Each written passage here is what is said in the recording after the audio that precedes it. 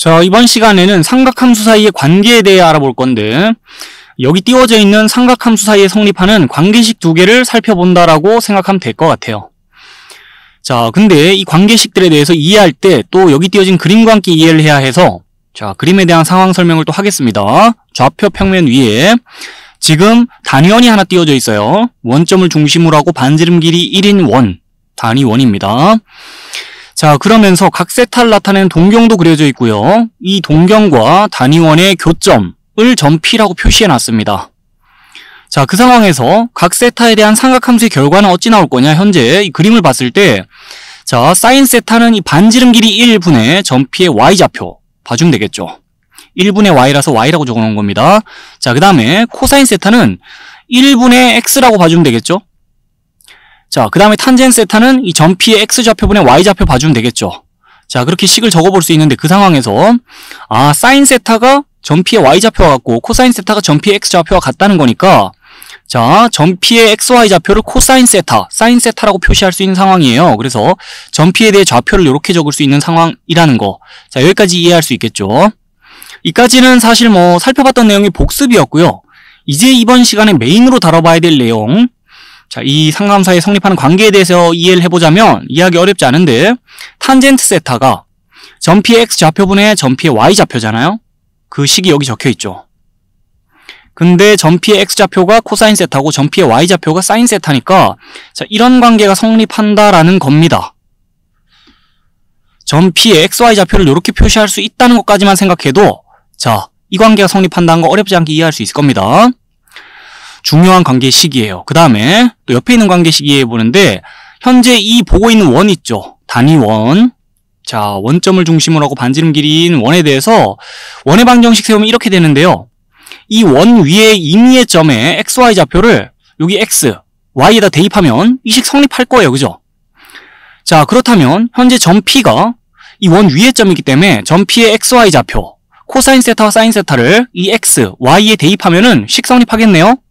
그렇다는 거는 자, 코사인 세타를 제곱하고 사인 세타를 제곱해서 합하면 1과 같다는 거죠. 이 원의 방정식을 적고 나서 원 위의 점 P의 XY 좌표, 코사인 세타, 사인 세타를 적절히 대입하니까 자, 이와 같은 식이 성립한다는 걸 이해해 볼 수 있는데 옆에 잠깐 볼게요. 사인 세타를 두 번 곱한 거, 그러니까 사인 세타의 전체 제곱 표현할 때 이 괄호를 매번 적기 불편하니까 자, 얘를 이렇게 적을 수 있다는 걸 봐둡시다. 자, 둘은 같은 표현이에요. 사인 제곱 세타 읽으면 되거든요. 자, 둘은 같은 표현인데 조심할 게 있습니다.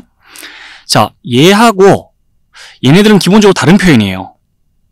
이 표현은 각 세타의 제곱에다가 사인 함수 취한 거거든요. 그래서 둘은 같고 이렇게는 서로 다르다 라는 거 봐두면서 어쨌든 자, 사인 세타의 전체 제곱 이렇게 표현 가능하다는 건데 그 코사인에 대해서 마찬가지고 계속 우리 괄호 달아놓고 식을 적을 게 아니고 이 항을 사인 제곱 세타라고 이 항을 코사인 제곱 세타라고 적을 수 있기 때문에 자, 둘이 위치 바꿔 이 관계식을 이렇게 표현할 수 있거든요. 이 관계가 성립한다는 걸 자, 타고 이해를 해봤는데 이 관계 역시나 굉장히 중요해서 두 식 모두가 이제 삼각함수 파트에서 여러분들을 계속 따라다닐 거기 때문에 자, 한번 읽어보겠습니다. 탄젠 세타는 코사인 세타분의 사인 세타와 같다. 그리고 옆에는 사인 제곱 세타 플러스 코사인 제곱 세타는 1과 같다. 자, 두 관계 성립한다는 거. 그래서 예를 들어서 제가 질문을 좀 해볼게요. 세타가 만약에 15도라고 가정을 할게요. 자, 세타가 15도인 상황에서 사인 세타와 코사인 세타의 값이 얼마냐라고 여러분들한테 질문을 하면 좀 당황스러울 수 있겠죠. 왜냐면 각이 30도도 아니고 60도나 45도도 아니기 때문에. 자, 그런데 세타가 15도인 상황에서 만약에 제가 사인 제곱 세타 플러스 코사인 제곱 세타는 얼마냐라고 물어보면 자, 그럼 여러분들은 명확히 답할 수 있어야 돼요. 1이라고. 우리 이 관계 성립하는 거 공부했으니까요. 그 다음 옆으로 갑시다. 세타가 여전히 15도라 가정하고요. 자, 코사인 15도와 사인 15도의 값을 제가 알려드렸다 칩시다, 여러분들한테. 그럼 여러분들은 탄젠트 15도의 값도 대답할 수 있어야 돼요. 탄젠트 15도는 코사인 15도 분의 사인 15도다 식 세우고 자, 계산해주면 되겠죠. 자, 우리 공부했던 삼각함수의 정의로부터 유도되는 삼각함수 사이에 성립하는 관계식을 두 개 직전에 살펴봤었죠. 매우 중요한 식들이고요. 이 식들을 통해서 우리 예를 하나 해결해 보면서요. 지금까지 공부한 내용을 총 점검을 해보고 또 그 부족했던 부분, 몰랐던 부분, 중요한 부분을 한 번씩 더 짚고 넘어가는 시간 가질 겁니다.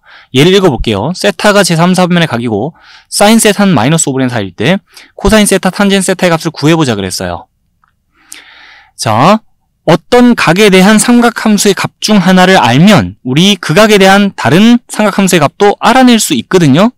그 과정에서 삼각함수 사이의 관계를 이용할 수도 있고 아니면 삼각함수의 정의로부터 그걸 생각할 수 있는데 자, 두 가지 방식으로 우리 모두 생각해 볼 거예요. 이 예를 두 가지 방식으로 모두 풀어보겠습니다. 일단은 이 각 세타가 자, 각의 크기가 정확히 얼마인지는 주어진 게 없어요. 하지만 사인 세타의 값은 정확히 주어져 있고 그러면서 이 각 세타가 제3, 4분면의 각이다라고 힌트가 또 나와 있죠. 요 주어진 조건을 바탕으로 생각해 봅시다. 이제 코사인 세타부터 생각해 보는데 요 식을 통해서 코사인 세타의 값을 구해 볼게요.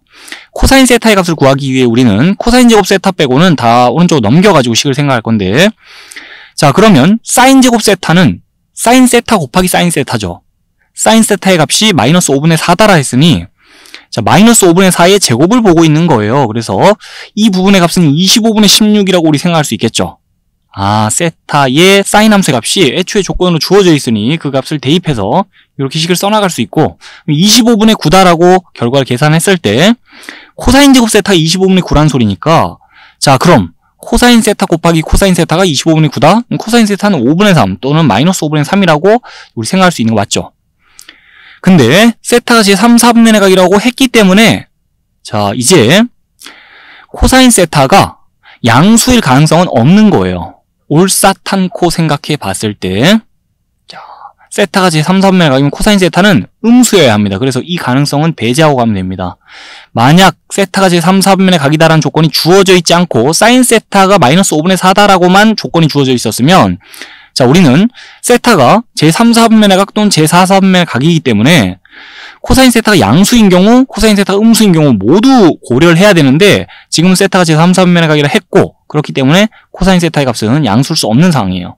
그래서 코사인 세타의 값이 확정이 됐습니다. 주어진 조건으로부터. 자, 코사인 세타의 값 구했어요. 그 다음에 탄젠 세타의 값도 구해보자 그랬는데 이 식을 이용하면 됩니다.